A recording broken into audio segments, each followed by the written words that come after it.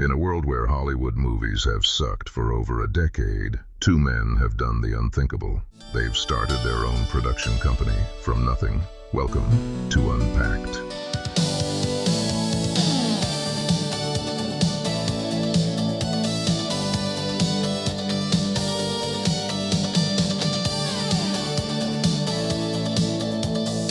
And welcome, everybody, to another episode of Unpacked, the Packed House podcast, covering all of our sites, Packed House Pictures, Indie.film, and Inverted.film, and our adventures in basically IndieFilm.fund. IndieFilm.fund and Inverted.film. Yes, correct. And following us along on all of our adventures as we start a motion picture production company from nothing. I'm here with my esteemed colleague, Jason Kiesel. Jason, how are you?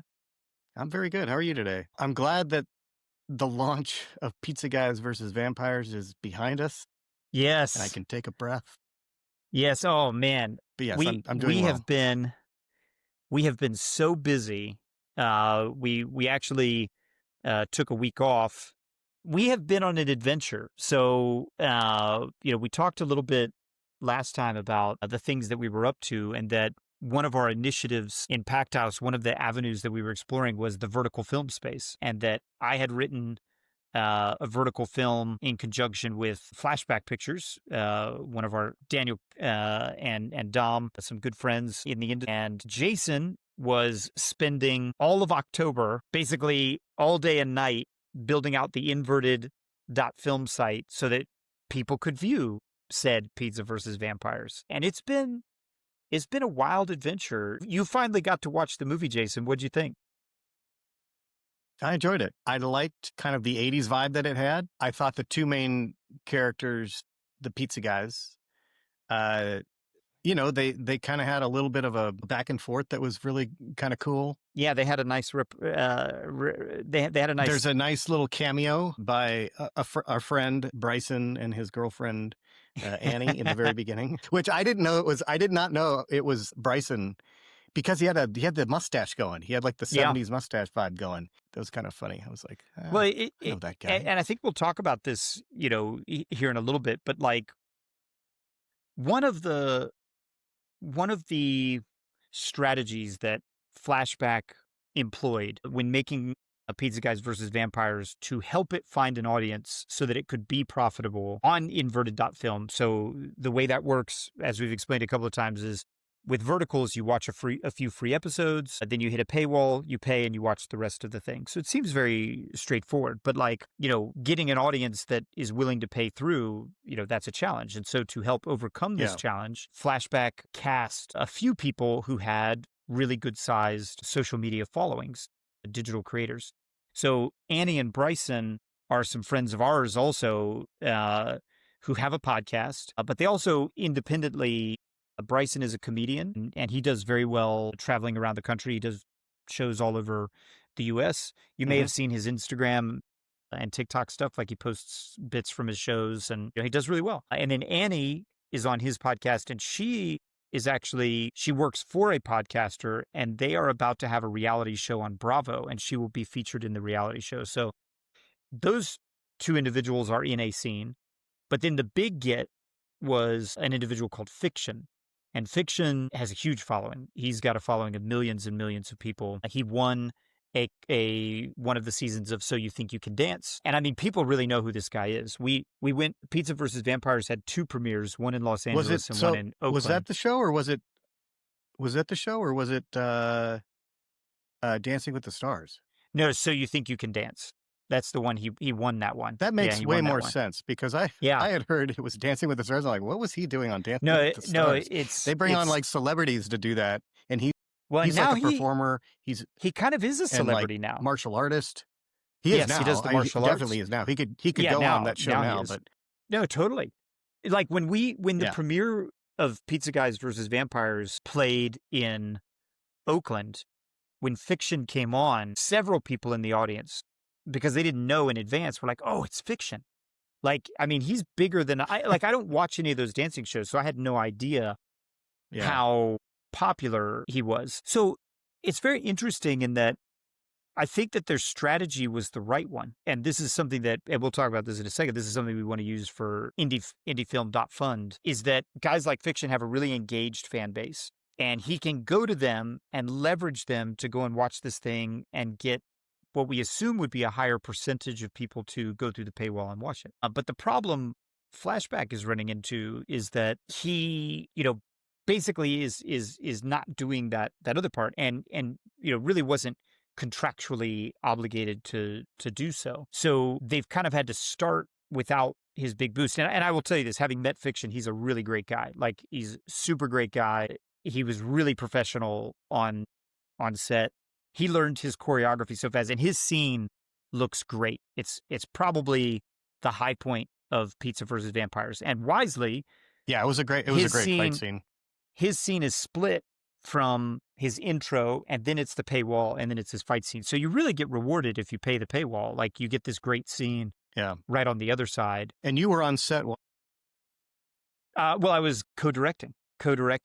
That's right. You weren't just writing it. Yes. You were co-directing. I wasn't just writing. I was A co-directing. producer in Producing, it. yeah.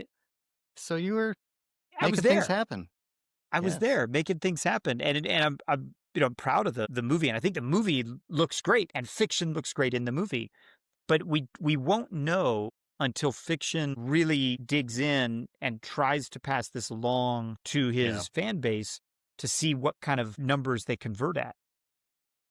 Yeah. Because that is essentially the same idea that we have for indiefilm.fund, which would be attaching a digital creator influencer to each of our projects and then leveraging them to drive their very engaged fan base to support their project, to help us get like a big head start on the finances. Because going out and getting into the ether and getting random people to come to your site and then to pay is very expensive and it's really hard. And that's what I think we're seeing with the early.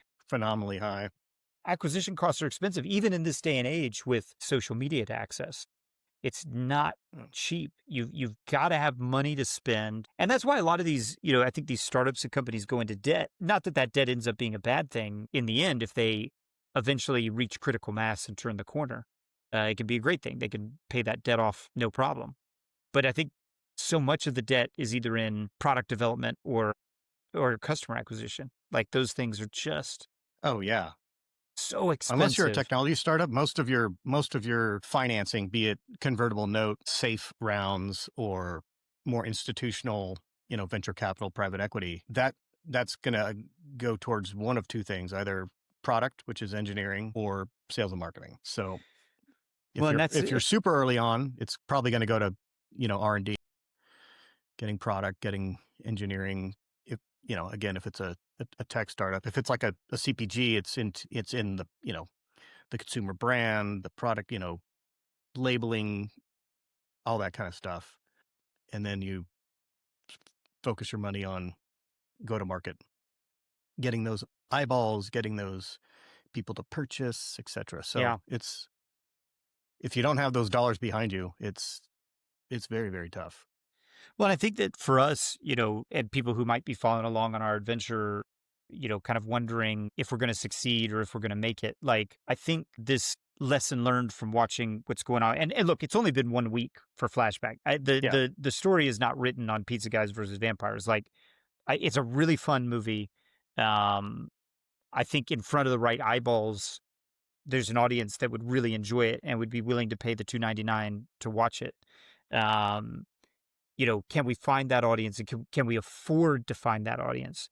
And the idea was, and I think it was the very smart idea, was that you would get a huge head start if Fiction would be able to talk a small percentage of his audience. It's not like, the guy's got like, across his platforms, I think the guy's got like 9 million. So like, as a percentage, Jason, computer tech genius, like what would be 100,000 out of 9 million as a percentage? Is 10%. 90,000 is 1%. So if you got 100, it's if we called it 90,000, 1% of his audience to pay $2.99. We would really, you almost wouldn't even have to spend any money because you would have more than paid for everything. Everybody would have made some money. Well, So 90 at 399 is what, 270 grand, right? Like, I mean, 90 times 3. 299. So it'd be, $3. What I say, Uh, 199? Yeah, oh, you it's said 299, so 399, it's but $3. Sorry. so 200, I know what I meant in my head. Yes. Yeah, and everybody, I mean, they're on record as having made it for 45 grand. that's right. You know, there were favors Marketing pulled and costs. some other Yeah. stuff. Yes. Yeah. So, all in, you're probably looking at 70, 80, 90,000 if you include marketing spend and kind of P&A on that. So they've basically 3x'd their investment if they get I mean, even 270, if you right? trued it up and made everything trued out, I think you'd be talking about $110,000 to make the thing. And at 270, you still more than doubled your money. That's a win. I mean, That's a it's huge win. It's massive. Yeah. So hopefully fiction still gets involved and engages, and Pizza Guys sees that big boost, because I'm rooting for Flashback. It's a team of, it's 100%. a great team of people, really great people, Great really product. great mission. I mean, great product. Yeah. The short really is, it really is it's cinematically very well shot. I mean, it's just, and lit, color corrected. I mean, if you compare it to what you would see on like a real short or a drama box, it's like, you can't compare. They're just, it's like and watching it even got reviews a to the soap point. opera on network TV versus like David Fincher's latest film, right? I mean, that's the comparison that you're making. So Yeah, it's like, the one of the vertical review sites got a hold of it after the premieres and said it was one of the best indie verticals they'd ever seen. Like, it was, so it is a quality product, but even for a quality just product, about finding that audience, hunting down an audience is expensive. And so I think for us, because we also just had our kickoff call with our finalists today, and it was great. It was great to see them and great to talk with them, and they all seem enthusiastic and hopeful. But they all seem, I think everyone seems a bit realistic. Like, I don't think anyone seems, they don't understand that this is going to be a big challenge. But the one piece we really talked about today in terms of like getting help from our team is to start looking around for digital content creators, aka influencers, to help us find who to you attach. might think would be good Even not as like in a starring role or something like that, like maybe not one of your leads, but like someone with a good meaty part that they would be invested in enough to make some good posts and drive people to give a few bucks. It's funny. It'd be interesting to kind of see, and I don't have any kind of expectations of being able to do this on our first round, but in future productions or projects, having kind of an A or B list actor come on at scale with kind of decent enough back end, if they have enough kind of star power influence to drive those pre-sales on that crowdfunding site. Like, does a celebrity have just as much pull as like a content creator, right? Like, that would be an interesting kind of thing to figure some out. Some of them do. I mean, I don't even know that it would be about the back end. I think it would be about whether or not they loved the script enough as to whether or not they'd be willing to do it. Of course. But you watch like, there was a whole article out I read recently about why these A-list movie stars were bombing at the box office. That was what I was going to reference. Like, I just heard the same story. It's like, no longer are just being attached to a project guarantee any sort of box office success anymore. It's the age of the A-list celeb driving just tens of millions of dollars to box office sales just doesn't happen anymore. Yeah, which is very interesting. I think what drives connection to, like, one of the things they found is that's perhaps more powerful than an actor is simply IP, which is why Hollywood just doesn't make original stuff anymore, because original stuff is riskier. And like, one thing that they found that will bring an audience is basing something around some book that people like, or some video game, or Spider-Man, or redoing comic. Another movie that they already know that people like. Yeah. So, it's going to be a challenge for us at the beginning who want to tell original stories. But I think the thing that is in our corner, and hopefully this plays out for Flashback and will play out for us, is that, and this is something else we were telling our finalists today, is that, and actually has a lot to do with the movie that we're about to talk about, is that what you can make for $1 in the indie film world now is completely different than what you could make for $1 30 years ago when our movie that we're about to talk about came out, which is, Jason, do you want to say? The Blair Witch Project. The Blair Witch Project. So very appropriate for, well, at least at the time of taping here, we're like right near Halloween. So, well, one of the biggest indie film success stories of all time. Of all time. %. Do So you have I'm the going to give a numbers in little front of you? anecdote. Yeah, about- give the stuff. So I watched this literally 4 hours ago. I put it off to the very last minute. I Well, basically you've been woke up this working. morning. It's not that you haven't been doing anything. You've been busy. I have been busy, but I had a dinner last night I had to go do, and I was going to do it last night, but I'm like, can't. So I pushed it off as long as I could.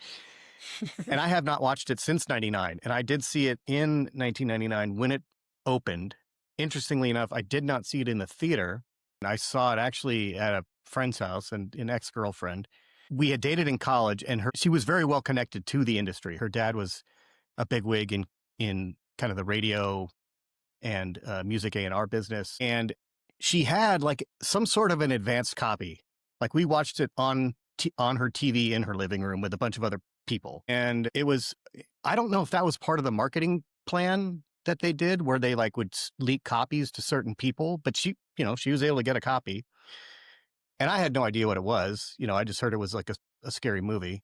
And so when we watched it, we watched it at night, the lights were out, it was freaking scary, dude. And just watching it, a few hours ago, it's like I got goosebumps on certain scenes, and what I noticed watching it just recently was there's no blood.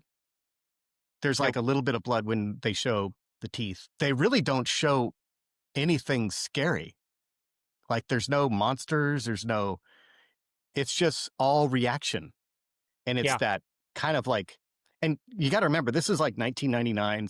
If you watch it now, you're like, how are they lost? Like, don't they have Google and GPS? Like, no, you did not have any of that back then. So believe it or not, when you were driving around in LA, you either had to go online and print out a MapQuest, list, because they didn't have an app. There was no phones where you could just look at this stuff. Or you just used an atlas. Everything with Thomas guides. So everything was just very analog. And so the notion of getting lost in the woods back then, it's like, that's a real thing. And it was just all reaction. And those close-up shots, like right up in it's basically like top of nose and you got the eye with the beanie on. And it's just like that.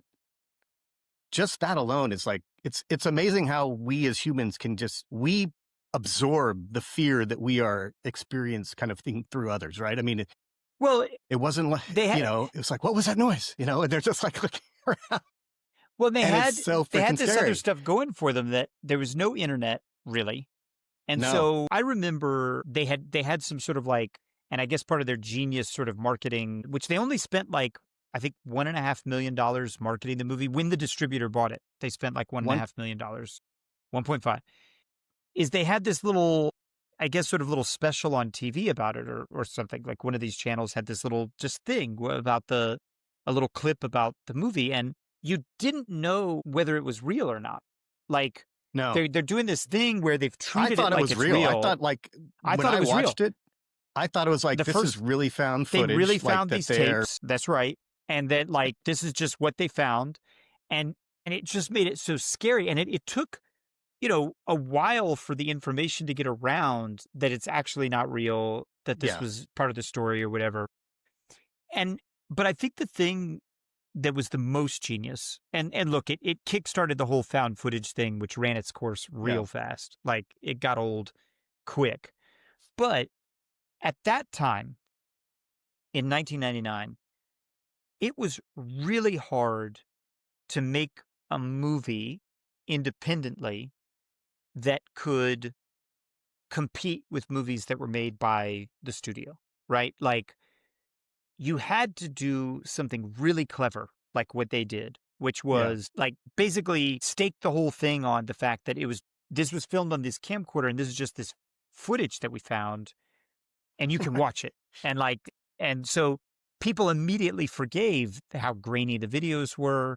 Yeah. There's no cinematography. There's no lighting. To your point, there's no It looks makeup. like a There's no home video. I SFX. mean, It's home video. It is home video. That's all it is. It is home video. And something that it's just interesting because something that we were talking about with the finalists today, and something that to give more praise to the flashback pictures and what they did on Pizza versus Vampires, is that in a different way now, the indie filmmaker can compete with studio pictures in that what you can do for $1 now is unbelievably more than what you could do for $1 30 years ago. What you can do now for $1 is so much different than what you could do for $1 when they were trying to make Blair Witch. Like, they did the smartest thing that they could do in Blair Witch in that they were able to pass off home video as the best box office experience that you could have versus like things that came out that, that same year, Star Wars Episode 1, The Matrix. I think Matrix. Matrix came out that year. Yes. The Matrix was just like, mind-blowing, right? Like the camera techniques and the millions of dollars that they spent making, I think, and look, even for that time, it was like $70 or $80 million for the first Matrix, which was a great investment. But you can get closer to the Matrix now as an indie filmmaker for less money than you ever could before. So the limitation in terms of what kind of tricks that you have to pull, now you still have to be clever, right? Like you can't, you still can't afford to pay a crew, for 31 days or 37 days or whatever of shooting on a micro budget. Like, you're just not going to be able to do that. So you do have to be clever, about what you do and the type of story you tell. But the kinds of effects that you can pull off, like, the things that they did in Pizza Guys versus Vampires, it's just a little bonkers. And there's actually some interesting fun facts that Emma was able to pull out for us. And I think it speaks to kind of the innovation that Blair Witch had to have, which resulted in the film being as good as it was to compete with the big studios. And one of it was that the script was nothing but an outline. So almost all the acting was completely improvised. Yeah. It was only shot for 8 days. So like really quick, shoot time. The actors were only paid $1,000 for each day of shooting. So $24,000 in acting, salaries. Yeah. There were 3 of them. The teeth were real human teeth. The actors were sent into the woods with GPS coordinates. So I said earlier that there was no Google Maps. There was GPS, but you had to have like a physical you had to have GPS a unit. You had to have device. A Garmin. Yeah. Yeah, it's like a Garmin. It looks like a walkie-talkie. Yeah. And all it does is tell you your position. That was it.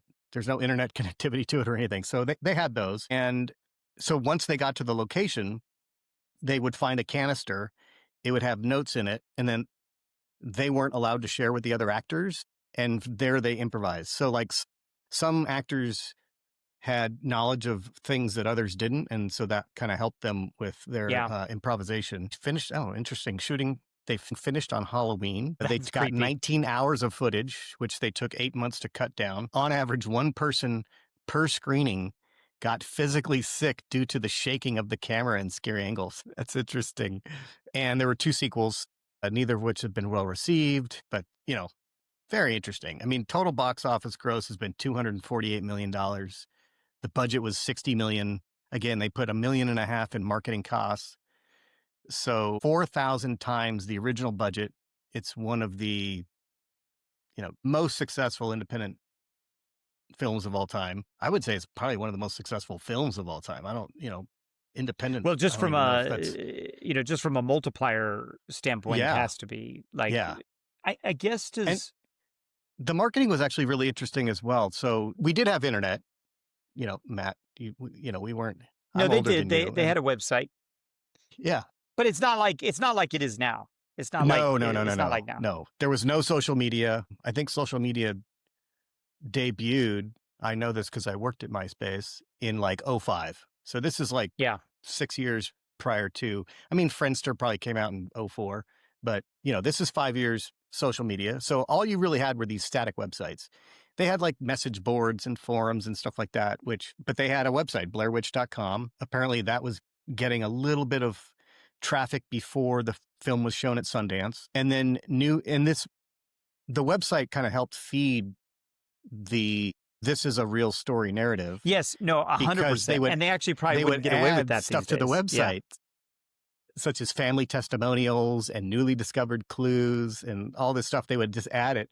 And because of the nature of the internet, it's not like you couldn't really validate it. You just you either believed it or you didn't, right? There was no like And I believed it. Snopes or, of course you did. I totally Everybody believed it. did. I bought in.